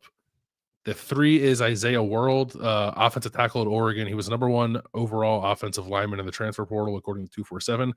From Nevada, we will be their new left tackle at Oregon, which is replacing both of its starting tackles. It's going to have 3 transferred offensive linemen starting this year. He's up against Chase Sowell from East Carolina, transferring to Iowa State. It was interesting to me, like he was a number 8 receiver in the transfer portal rankings, but like his production doesn't like back that up. There's a lot of projection baked into that. It's not that the numbers at East Carolina are bad necessarily. There's not like a terribly large sample size. But I don't really know what to make of him other than clearly the expectation is that he shows up and replaces what Iowa State's missing with Jaden Higgins and Jalen Knoll going out the door. And I know that, that Chase Sowell like specifically compared himself to Jaden Higgins. He thinks he can do a lot of the same things that Higgins did in that offense. So he's going to be a really interesting player to watch this year. And if he's good, that means a whole lot for Iowa State's offense. But I'm still putting World through here pretty easily because Oregon has national title aspirations and its offensive line needs to be good to do that. I could be persuaded into Chase Sowell here. That if you can, because you have a veteran quarterback coming back in Rocco Becht, and if you can replicate any version, again, this like 2,000-yard receivers at Iowa State, both out the door. They're probably going to be 2nd and 3rd round picks or whatever in the NFL draft, and I could see them both going in the 2nd round. If you can keep that going like at all, that feels like it matters. Right? Like this is replacing Higgins and Knoll is as important, I think, as any replacements in Northern college football. But it's fascinating to think about, like, what if these 3 transfer offensive linemen at Oregon for some reason don't hold up, and Dante Moore as a 3rd-year player who has started at UCLA, but he's not Dylan Gabriel, he's not Bo Nix. Like, what will that look like? So I would give Sowell, I could see it. I could make a push for it, but I will probably yield to you because I'm not sure we're going to get people in the chat being like, oh, Isaiah World, Chase Sowell, I can't believe I got to chime in on this. So I think it might be left to us to decide this. So if you're strong on World, I'll cede to that. I'm strong on it only because like I don't Sowell being good to me is not the difference between like Iowa State winning the Big 12 and not. It just like maybe softens the fall off, but I don't think is world changing. No pun intended. Okay, so Isaiah World goes through, and then the final first round matchup is a 6-11. It is Ethan Onyanwa at Ohio State, another offensive tackle transfer from Rice, who's going to be Ohio State's starting left tackle. this fall up against Jaheim White, who is the starting running back at West Virginia, who is going to get the ball a whole lot in Rich Rodriguez's offense. Last year, the only teams that ran the ball more than Jacksonville State were Army, Navy, and Air Force. So West Virginia is going to run the ball a lot, and Jaheim White is going to be the beneficiary of that. And he's explosive. He's very dynamic. Not dissimilar from Dylan Edwards, like on the smaller side, but not, I think he's closer to 200 pounds than Dylan Edwards is, but he's like 5'7", I think Jaheim White is. But really dynamic back who's going to have a lot of fun, I think, playing in that offense, and could just be, whatever you think of West Virginia might be this season, I think Jaheim White's going to end up being like one of the more productive skill players in the country because of the situation he's in. Yeah, real opportunity. CJ Donaldson left to go to Ohio State. Donaldson last year was 163 carries for 734. White was 149 carries for 845. So if White is maybe going to get an extra 100 carries, my instinct here is White. And I think it really matters. West Virginia fans need something. Their coach, their basketball, they got boned out of the NCAA basketball tournament. Their one-year coach left to go to Indiana, and it seems like maybe knew he was going to Indiana while the West Virginia season was still going. Plus his kid who got hurt and then sat out is now going to transfer to Indiana probably as well. And the Neil Brown stuff, West Virginia needs something. And what they might need is Jaheim White being a maniac in a Rich Rod offense. So, if Jaheim White doesn't make the Rich Rod offense go in year one, does the Rich Rod offense go? No, I don't think it does. So my instinct here is White in the upside. Yeah, it's kind of my lean too. I set it up this way because I thought like an Onyanwa world matchup could be a fun one in the second round, but I wasn't 100% sold that Onyanwa would win this. Ohio State's going to have 2 transfer tackles. I think they're both going to be pretty good. Ohio State also won a national championship last year on its third option at left tackle. So that's part of it for me too. So I would put Jaheim White through here. Okay. Let's put him through then. Okay. We can go a little faster here in these next matchups. We got a 1-8 with Jeremiah Smith and Jonah Coleman. Yeah. I'm Jeremiah Smith because I think you can make all the arguments Ohio State has a lot of skill talent, and that's true. Jeremiah Smith is just different enough for me that I think he supersedes that kind of conversation. He needs to be great, I think, for Ohio State to make a run at repeating as national champs. Yes, I agree with that. We can keep talking about Smith, but for now I'll say I agree. Jeremiah Smith goes through. Okay. Next one is Jordan Marshall at Michigan against Dane Key at Nebraska. You have a lean?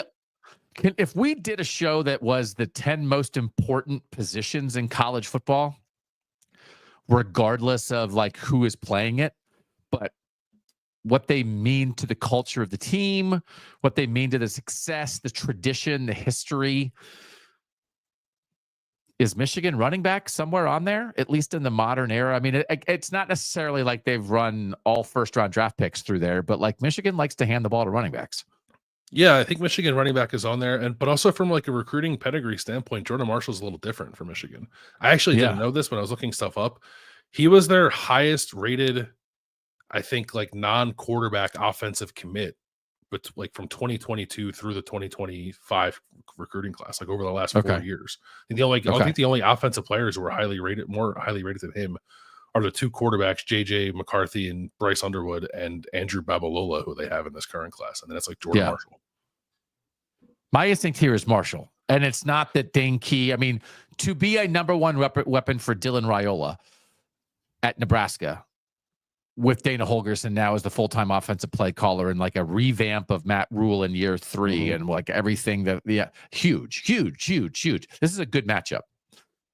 But I just think, what if Jordan Marshall runs for 1,500 yards? Right. That's kind of where I am too. Yeah. It would we're going to talk and Nebraska is really important to the North. A resurgent Nebraska is incredibly important to the North. Yes. And Dane Key can help them get there. But I don't know if that is more important than Michigan getting back on the playoff path and contending for a national championship. And I think Marshall can help Michigan get to that point. And it's was Blake Corum the best running back in college football? No, he was not the year they won the title, but I think you could say maybe the year before he was. And it's like, was he like the most rawly talented? Was he Ashton Genty kind of guy, right? Mm-hmm. Was he Bijan Robinson? No. But if he doesn't get hurt in 2022 and miss the Ohio State game, and they win without him, they win with one-handed Donovan Edwards, Blake Corum might win the Heisman. Right. Because that's how important. He had 18 touchdowns. He averaged 5.9 yards per carry. He ran for 1,463 yards that year, because that's what being a Michigan running back is. And then, as you said, after his injury, the next year, his yards per carry went from 5.9 to 4.8, but he still had 27 touchdowns. And Jordan Marshall, and listen, Blake Corum's been like an NFL player too. It's not like Blake Corum is off being an accountant. Mm-hmm. But is Jordan Marshall like potentially more naturally talented than Blake Corum? I don't know. Maybe. Yeah, I think possibly. Yeah. So like what could He that should look be like? based Then? off recruiting rankings. Yeah. Yeah. So then it's like, okay, if you get back to a version of that, because again, Mullings did a great job last year. Donovan Edwards, I kind of maybe was waiting for something that never really got there. And I think like people had questions about his vision, that kind of stuff. What if Jordan Marshall like reestablishes what it means to be a great running back at Michigan and jump starts the Michigan run game? Like, I'm kind of here for that. I think that might happen. So I'd pick Marshall here. Yeah, I'm with you. I'd pick Marshall too. Okay. Let's go to the bottom. I guess it's the 2 versus the 10. Jeremiah Love versus Dylan Edwards. Edwards is a compelling case. Mm-hmm. Part of me is like wants to make sure that we're not just putting like Kansas State guys in the final of every bracket. Yeah, final four is all Kansas guys. Yeah. But I think like everything that you just said about Jordan Marshall, you could apply to Jeremiah Love, except Jeremiah Love has also already done it and feels like a dark horse Heisman candidate and can run around you and run through you and was so tough playing through injury last year. And like, if you get more of a fully healthy season from him, like the sky's the limit, right? There is no limit on what Jeremiah Love could be this year if he's healthy the whole time.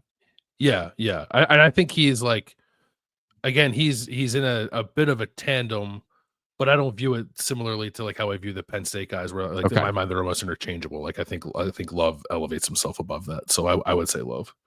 Okay, I like Edwards as a dark horse, but also Jeremiah Love weighs more, so we'll give him the edge. He does weigh more. He is heavier. Yeah. All right. Last one is Isaiah World at Oregon against Jaheim White at West Virginia. Am I arguing uphill against a gigantic offensive lineman here? But like the thing I already said, like Jaheim White might be the difference to whether the second go round of Rich Rodriguez gets off to a successful start or bad start. And so that feels impactful to me.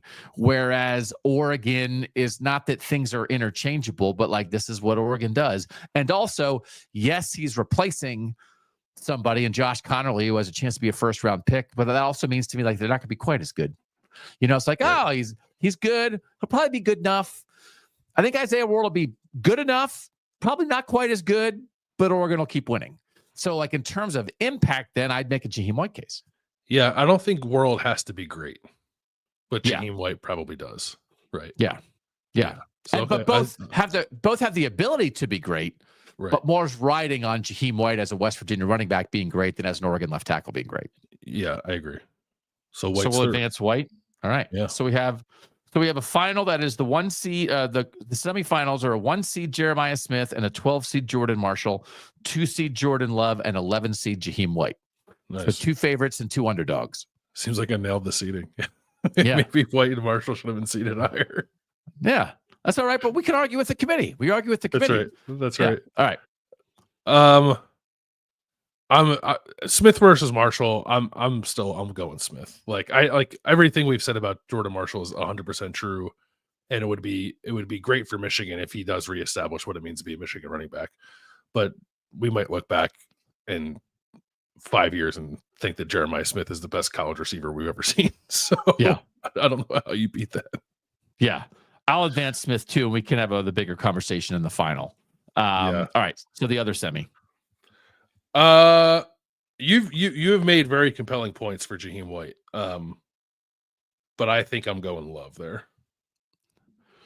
Yeah, you were on Jeremiah Love last spring. And I mean, it's funny. I think like a lot of the things that Jordan Marshall could be in year 2 is similar to the conversations we were having about Jeremiah Love in year 2 last season. And then Jeremiah Love like lived up to that in so many ways. And I just think the thing that you have to keep in mind, because I think you can go to the stats and be like, what? 4 carries for 3 yards against Ohio State, the national championship game, 11 carries for 46 yards against Penn State, the semifinals, 6 carries for 19 yards against Georgia. He was hurt, and he like almost probably shouldn't have been playing, and he still was trying to do that stuff. But before that, 108 against Indiana, 99 in the season finale against USC, 130 against Army, 137 against Virginia, 102 against Navy. Like that, I feel like we've still like scratched the surface of what this guy can be. And I think he showed sort of a rare combination of like skill and toughness in the playoff that separates him from other guys. Yeah, I agree with that. And like you're right, he wasn't himself in the playoff run.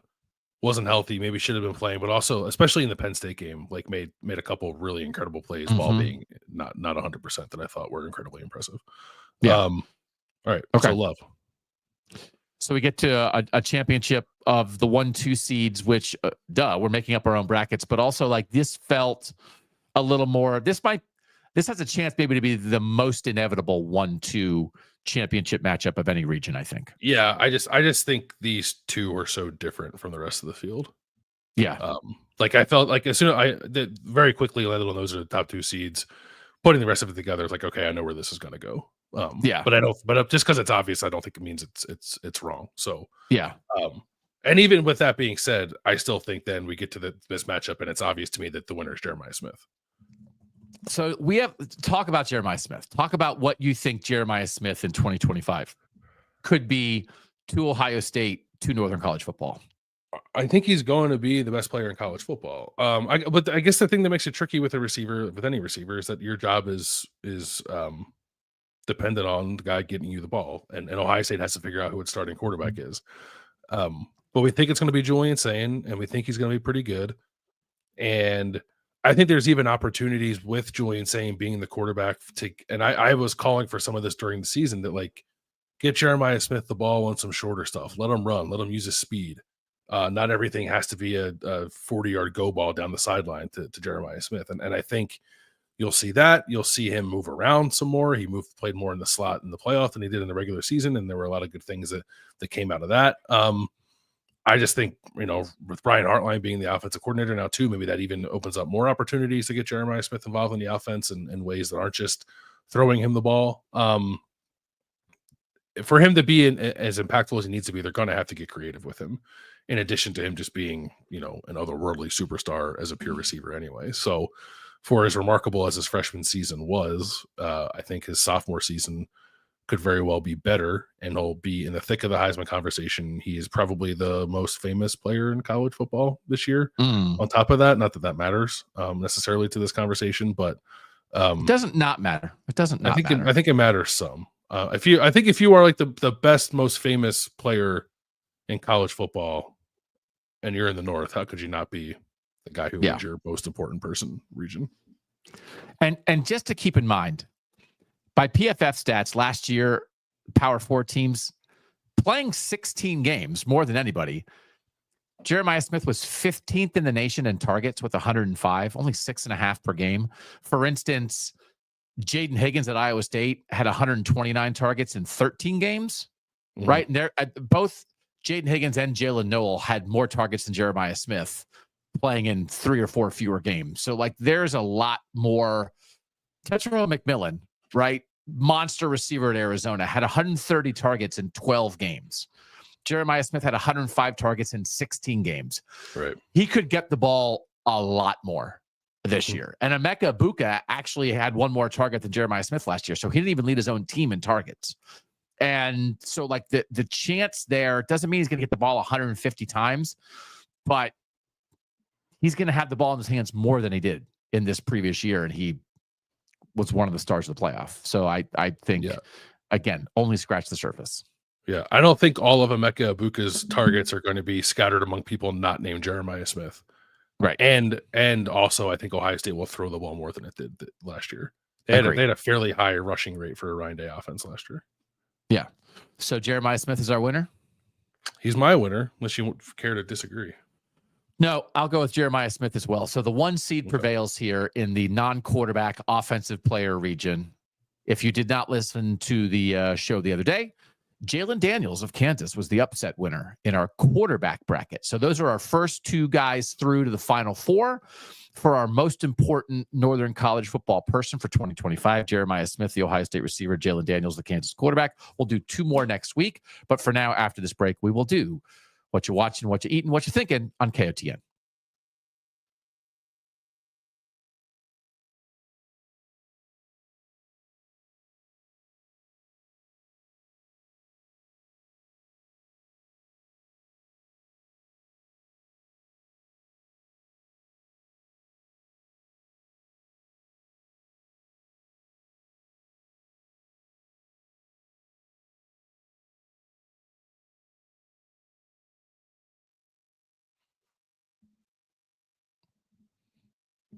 Doug Lesmerises. Back with Bill Landis here on KOTN. Like, subscribe, tell a friend. Bill, what are you watching? I watched all of Paradise. I finished it the other day. Oh, yeah. So, I know. I'm not gonna spoil anything. I'll say 2 things. I think generally, one of the better shows I've watched probably in like the last couple of years. I don't know if you feel that way or not, but I think you also watch more TV than I do, so you probably have a better perspective on that. And I thought that the 4th episode about Billy was one of the more emotionally devastating episodes of television I've ever watched. Yeah, because they do a nice job of setting you up. Yeah. So, and the thing about that is that actor was on a kids show back in the day that my kids watched, and I have to double check it now. The actor who played Billy was in the Fresh Beat Band, which was a kids show from 2009 to 2013, but like they run stuff over and over again. Have you ever watched the Fresh Beat Band? I have never watched it, but I know of it. Yeah. Yeah. So he's like the DJ of the Fresh Beat Band. It's like everybody else in the Fresh Beat Band can play an instrument, and I think he just goes like wiki wiki wiki, and now he's a real actor. So congratulations to that guy for being on Paradise. And I actually thought the first couple of episodes that he was like kind of flat in a way that I was like, is this guy a bad actor? But then like I don't think he was. I actually just think he was like playing that role exactly how he had to play it. Playing a flat role. Yeah. Like, no. I don't know how to process human emotion. Yeah. So you would recommend it for our viewers and listeners out there who have not watched Paradise? Yeah, I thought it was good. I thought it had finales are always hard. So like I wouldn't say that it had like the strongest finale in the world, but the penultimate episode was great. The 7th episode was awesome. Yeah. If not a little terrifying. But yeah, really, really good. I thought the writing was good. I thought they did a nice job of swerving on you a couple times. So yeah, I would very much recommend it. And I don't think this is giving away anything, but there's a question that comes up in the first episode. It's kind of like, the underlying, like what happened, that they answer. So like there's sometimes shows are like, they don't, sometimes it's like, and we'll answer it in the next season coming in 22 months. And it's like, are you kidding me? I'm waiting. Something happened in the first episode, and now I can find out in 2027 what it is. Like they don't do that to you, because that are sometimes like I think we are all on alert for that stuff. And then I won't recommend a show sometimes if it's like, oh, you were waiting for a thing and then they didn't answer it. It's like, screw you. Why did I watch this? So they closed the loop on just about everything, while also setting it up for a second season, which I think is really hard to do. But is that not satisfying? That's satisfying as a viewer, right? Closed loops. It definitely is. Yeah. I think so. We don't have cliffhangers on this show. We close loops. So I have a million watches, but I'll save a couple of them because I went to the first four for the first time ever. So we live here in Central Ohio. Dayton, Ohio is like an hour and 15 minutes away. And it was just on our list. My college daughter, who is the sports fan, is home. And it was like, we're going to go. We've never gone. You've got to do this once in your life. So we went on Tuesday night. We were there for the Alabama State St. Francis game. And then we were there for the North Carolina blowout. Ton of North Carolina fans there, which was interesting just to be in a place where a lot of, even though they're from the South, a lot of passionate fans made a drive or flew in to see their team. So that was super interesting. And by the way, I definitely have Carolina in the Sweet 16. It was like, what? I mean, I know they probably shouldn't have made it, but then they were playing and it was like, oh my God. And plus Iowa State's kind of hurt, whatever. It's like, they're definitely going to the Sweet 16. Make that bet. So, but it was enjoyable. It was just like fun. And so like, if you have an opportunity to go to that kind of stuff, it wasn't, I bought the tickets early enough that we got them not on the secondary market, just like straight from the box office. So like that was okay. And it was just a fun thing to do. And so this is more of a what you're thinking, but I don't know this for sure. Like the Alabama State St. Francis game was awesome. It was great. Yeah. And so it made me think like, is being a 16 seed that has to have a play-in game, is a play-in game a punishment or an opportunity? Because if you're a 16 seed and then you get to go straight to the other place and it's like a little more pomp and circumstance than Dayton, although they still put the logo on the court and everything and the pep bands are there and it's on TV, but it's even, an even bigger arena and there's more teams there, whatever. Is it like, that's what you want to experience? Or is it better to be like, hey, you're going to play a toss-up game. You like have a 50-50 chance of winning as opposed to you're playing a 1 seed and congratulations, your NCAA experience is show up, do the practice, and the next day you're a 33-point underdog. So is a play-in game for the 16 seeds punishment or opportunity? I'm more on opportunity. I did see people having this conversation. I know Andy Staples on his show was like very adamant that he doesn't think that 16 seeds should have to play play-in games, or that conference tournament champions should not have to play playing games, that only at large power conference teams should. And like, I get that. I guess I see both sides of it, but I think it probably means more to these guys to like get a win in the tournament. Yeah. It also means more to the school because I think that you get the same like monetary unit for winning a first 4 game that you do for winning a first round game, right?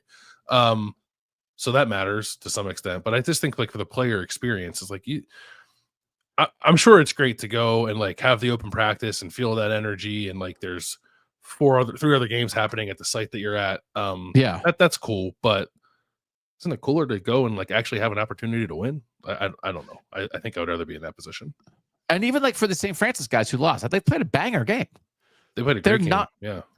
Their hearts were in their throats the entire game. And like the game was decided on like a long pass that got tipped weird.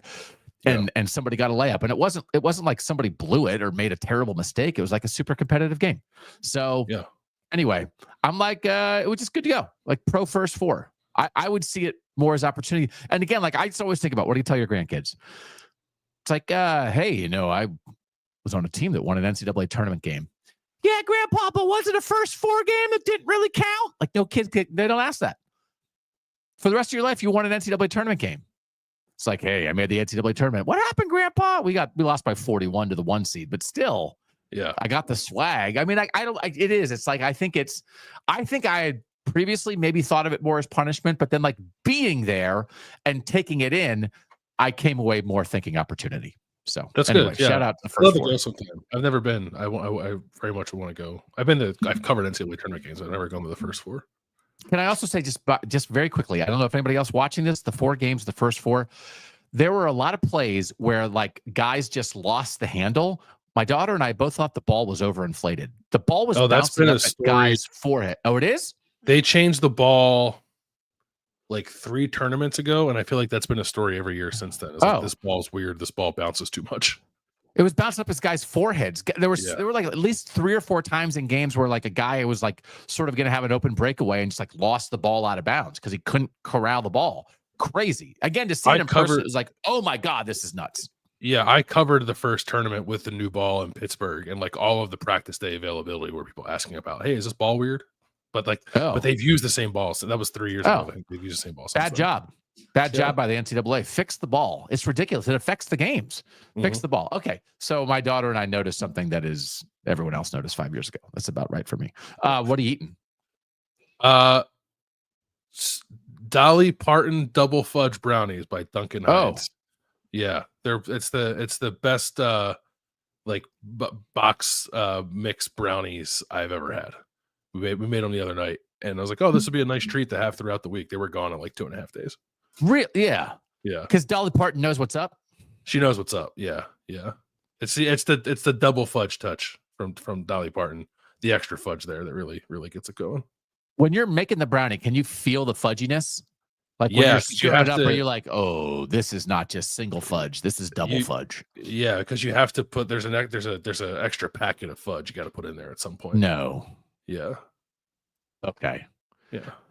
Honest answer, please. Honest answers only, because we keep it real here on KOTN. Did you consider just eating the extra packet of fudge and not putting it in the brownie, just like straight in the mouth? Yeah, it was one of those things where like you're like squeezing it out into the mixing bowl, and then you get to a certain point, like that's enough. I'm just going to eat the rest of this myself. Yeah, honestly, how much fudge? Yeah. Who's going to notice? My wife's not going to notice. Yeah. And then like you would do it, and then you would make them, and then your wife would be like, "Bill, these are 1.5 fudge brownies. These are not double fudge brownies. I know what you did." Yeah. Shout out to Dolly. Did you have to order them special from Dolly World, or just they were at the store? No, they're like a Kroger. Yeah. What's up, Dolly Parton? I would like to give a shout out to mini crab cakes that I got at Costco. Where are you on seafood? I don't eat seafood unless I can see the ocean. Okay. I'm not a seafood lover, but like fish is good for you, right? Crab cakes are like the concierge of seafood, right? Like they welcome you because it's really breadcrumbs, and then there might be a little bit of seafood stuff in there. But these are like low in carbs, low in sodium, low in calories. They're mini crab cakes that are about this big. You put them in the air fryer, you cook them up. It's definitely seafood, like it's protein, it fills you up, but they're good, man. And it's just like it's real crab meat, not imitation crab meat. I don't know. Yeah. It's real enough for me. Okay. I think it is real. I think it is. I think it is real crab. It's not imitation. I think it is. It's real breadcrumbs. I know that. But like, just as a person who's like, I know I should eat more fish and I don't want to, I feel like mini crab cakes are holding my hand and like welcoming me in a way that I, as a 51-year-old man, need. So shout out to mini crab cakes. Are they the Phillips crab cake minis? Yeah, they are. Oh yeah, they are. Okay. I actually thought maybe. How about that? I thought, great crab in Indonesia. I thought maybe they were called the Captain Phillips mini crab cakes, but I think that's Tom Hanks in the pirate movie. I am the captain now. Like, it's not that. It's just Phillips, not Captain Phillips. But they have good. Bad reviews. They have bad reviews on the Costco website. No, for what? You're fighting an uphill battle here. They on a 5-star rating, they got a 2.2. Those are live. Those are seafood snobs. That's not who they're for. If you're a seafood snob and you're like, oh, these mini crab cakes at Costco aren't up to snuff, it's like, no crap. Of course they're not up to snuff. If you're I gotta see the ocean to eat seafood guy, yeah, it's a 2.2. If you're I'm afraid of seafood guy, but I really feel like I should eat it, these are your best friend. Yeah, it's not a hard and fast rule for me, by the way. We had Nashville hot crab cakes, you and I, when we were in Nashville a couple weeks ago. There's no ocean there. So I'll bend the rules for sure, but usually it's not. So try these. I would just try these, but also I think we also realized there you can Nashville hot anything. Yeah, you can. Nashville hot double fudge brownies is next for you, I think. Sign me up. Sweet heat. I'm in. All right, what are you thinking about? I'm thinking about that the tradition remains strong, that currently Louisville, who I have in the Elite Eight, is getting its butt kicked in the first game of the NCAA tournament. Oh, for real? Yeah. And that happens to me every year. I lose like a Final Four team on the first day. No, I definitely had Louisville beating Auburn also. For real? Yeah.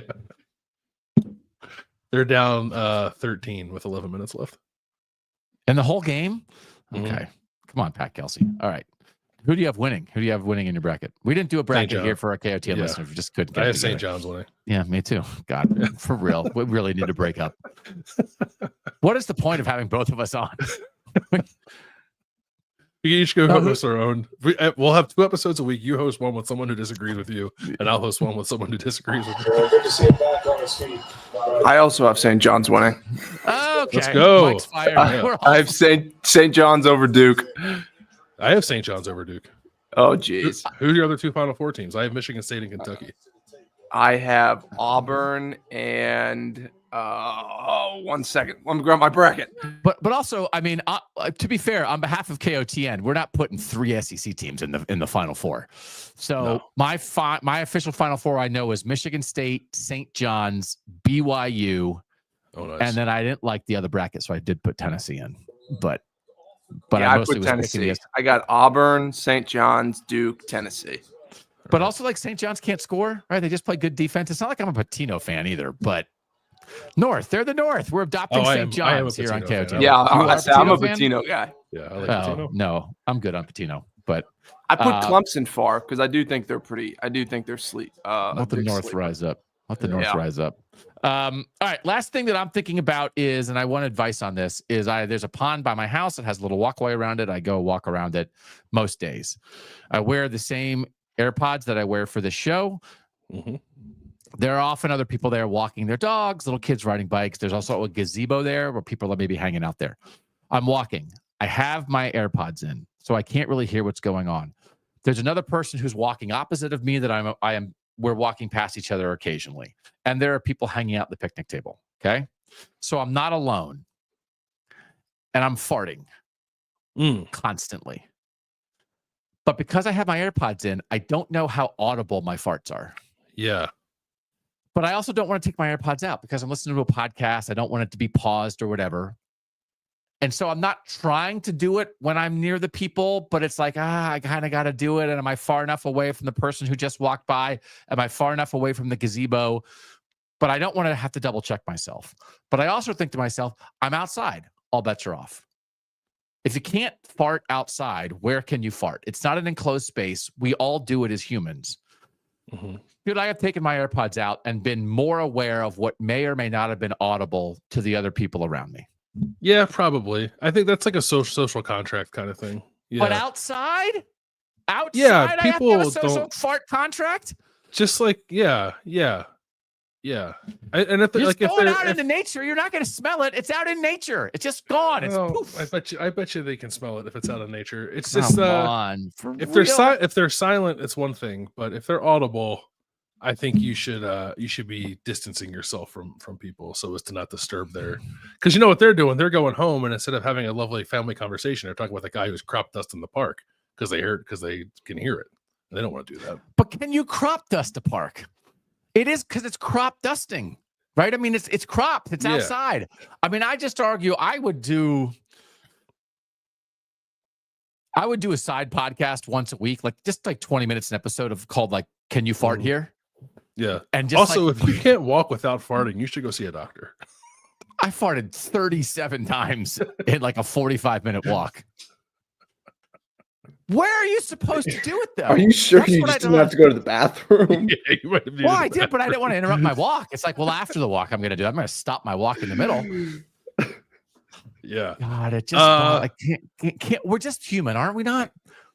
Can't we just face who we are and just accept each other? Like, what is that so wrong? I think there's a way to be a little more considerate about it. Yeah. This is not the answer I'm looking for.